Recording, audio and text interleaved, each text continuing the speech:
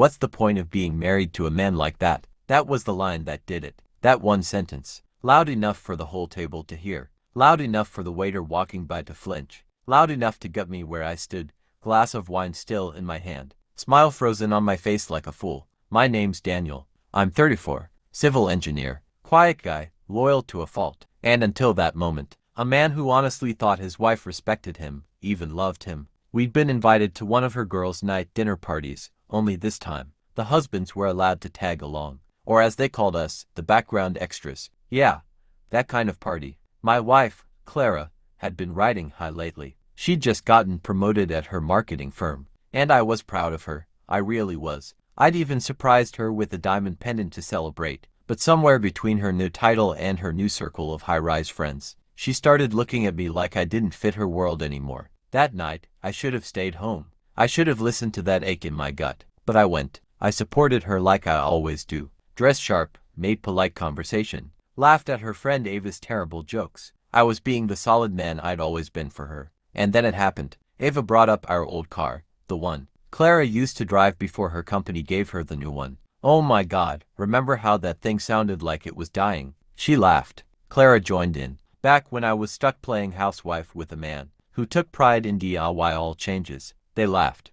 Hard. Even the other women started chuckling. Clara smirked and added, "He thinks being handy is sexy." Bless his heart. She wasn't joking. She wasn't teasing. She was performing, mocking me to entertain her audience. That's when I felt it, the crack, like something inside me splintered. I slowly set my glass down. I didn't say a word. I didn't slam the table or cause a scene. I stood, pushed my chair in, and nodded to the table like a gentleman. My voice was calm. "I'll leave you ladies to it. Enjoy the night." And I walked out of the restaurant, out of that moment, out of the marriage, even if I hadn't realized it yet. What she did next, what she didn't expect, that would come later. But that night, that was when I started packing my piece. I didn't go home that night, didn't call, didn't text, didn't even check my phone. I found myself sitting in a cheap diner, just outside the city limits at 2 a.m., nursing a bitter cup of coffee I didn't even want. The place was quiet. A couple of truckers in the corner, a sleepy waitress refilling sugar containers.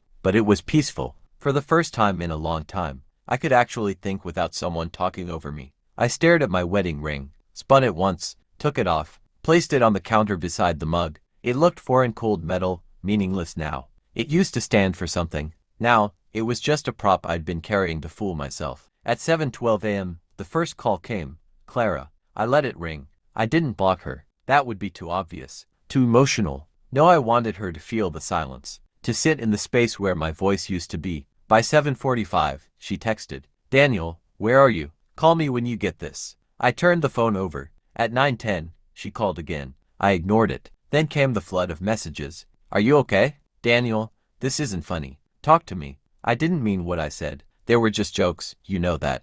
No, they weren't. They were barbed wires she dressed up as humor. And I let it slide for too long. I'd let too many jokes cut me in silence, all in the name of being the supportive husband. But this time, I wasn't going to pretend it didn't hurt. By 11 o'clock, I'd checked into a quiet Airbnb across town.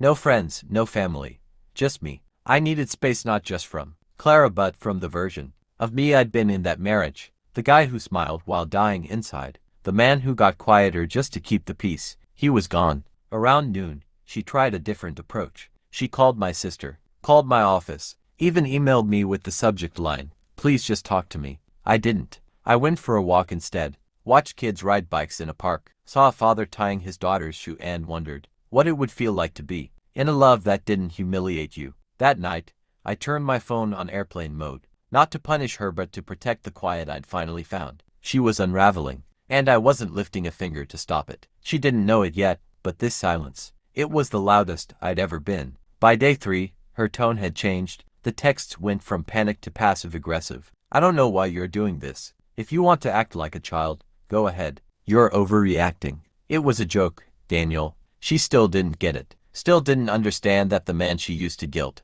manipulate, or smooth talk had checked out. And that scared her. That afternoon, I got a call from our shared mortgage officer. "Hey, Mr. Grayson, just a heads up. Your wife called to ask about the new home loan pre-approval. She said she wanted to expedite the process on that Lakeview property." I almost laughed. That house had been my dream. I'd scouted it, planned it, budgeted every inch of it. She'd barely shown interest until the day I mentioned putting it under both our names. I smiled calmly. Actually, I won't be moving forward with that application. Silence on the other end. Understood. Should I notify your wife? No need, I said. She'd figure it out soon enough. And just like that, I withdrew from the deal. She'd thought I was the predictable one, the pushover, the man who would always come around. But now she was dealing with someone, unfamiliar someone, who didn't explain himself. That evening, she showed up at my sister's place. My sister, bless her, didn't let her in, just stood on the porch and crossed her arms while Clara went into performance mode. I'm worried about him, she said. He's not answering. I just want to talk. My sister didn't flinch. You embarrassed him. Clara, what exactly do you think he wants to hear from you? Clara blinked like someone slapped her. She hadn't expected that. People usually tiptoed around her moods, but not this time. Not with me gone. The show was falling apart. Later that night, she finally left me a voice note. Her voice cracked halfway through. Daniel, I am sorry. Okay, you just left. You didn't even give me a chance to explain. I didn't mean to make you feel like that. Please come home. I listened to it once, then deleted it. Not out of spite, out of clarity, because I'd learned something in the quiet. Her love only existed when I was convenient, when I was there to absorb her jabs, play the good husband, and stay out of her spotlight. Now that I wasn't playing my role, the stage felt empty. She was realizing that the audience had left, and I wasn't done yet. By the end of the week, Clara was spiraling. She sent flowers to my office twice. The receptionist called me the second time, unsure of what to do with the bouquet. I told her to give it to the intern who just broke up with his girlfriend. At least someone could use it. I wasn't being cruel, I was being done. She still didn't know where I was staying, and that wasn't an accident. I'd used a prepaid card for the Airbnb, paid cash at the diner. No digital footprints, no comfort for her control. She'd never been on the outside of anything before, and now she was locked out of everything. On Friday, she tried showing up at our condo, except I wasn't there. I'd already arranged for the building to temporarily restrict her access to the guest codes I'd programmed. That's when she began texting mutual friends. One of them, Tom, a guy I went to college with, messaged me directly. Dude, she's saying you ghosted her after a fight. What's going on? I replied with one sentence. She mocked her husband for laughs in front of strangers, and expected him to smile through it. He didn't reply. Didn't need to. The silence said it all. She was losing the narrative. That weekend, I stopped by the condo while she was out. I didn't pack everything, just what mattered. My grandfather's watch, a few files, the leather notebook I kept tucked away in the top drawer of my nightstand, the one filled with dreams we were supposed to chase together. I left the rest. The silence of the apartment was deafening. Her perfume still lingered, the same scent she wore the night she leaned into her friends and laughed at me like I was nothing. I paused at the mirror in the hallway, looked at myself. I didn't see the broken man she expected to crawl back. I saw someone who had finally remembered who he was before he bent himself into a quieter version for love. As I stepped out, I left her a note, just a single line on the kitchen counter. You turned me into a joke. Now I'm rewriting the punchline.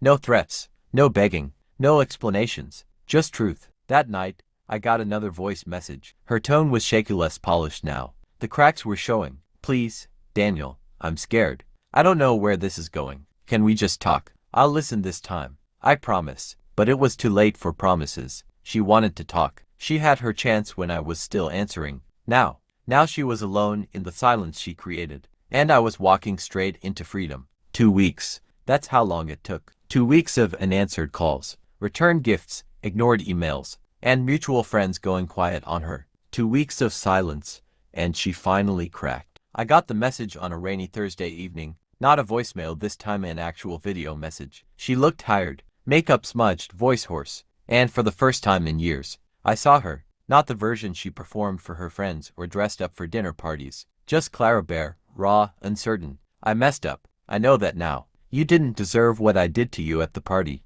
I was showing off, trying to be funny, and I humiliated the one person who always stood by me. I thought you'd forgive me like always. I thought you'd be waiting. She swallowed hard, looked down. But you're not. You're gone, and I don't know who I am without you. I took you for granted. I see that now. I watched it once. I didn't cry. I didn't smile. I just sat still. There was a time when a message like that would've shattered me, rushed me into her arms, desperate to fix what we broke. But that time was gone. The difference now, I wasn't hurting anymore. She was, and I didn't take joy in that. But I also didn't carry her guilt for her. Not anymore. I replied with one sentence. I wish you well, Clara, but I'm done being the man you only value when he's gone. No anger, no drama, just closure. That weekend, I canceled the last joint account we had, filed for a formal separation, and moved the rest of my things into a small loft I'd leased downtown. It wasn't big, but it was mine. I hung up one picture,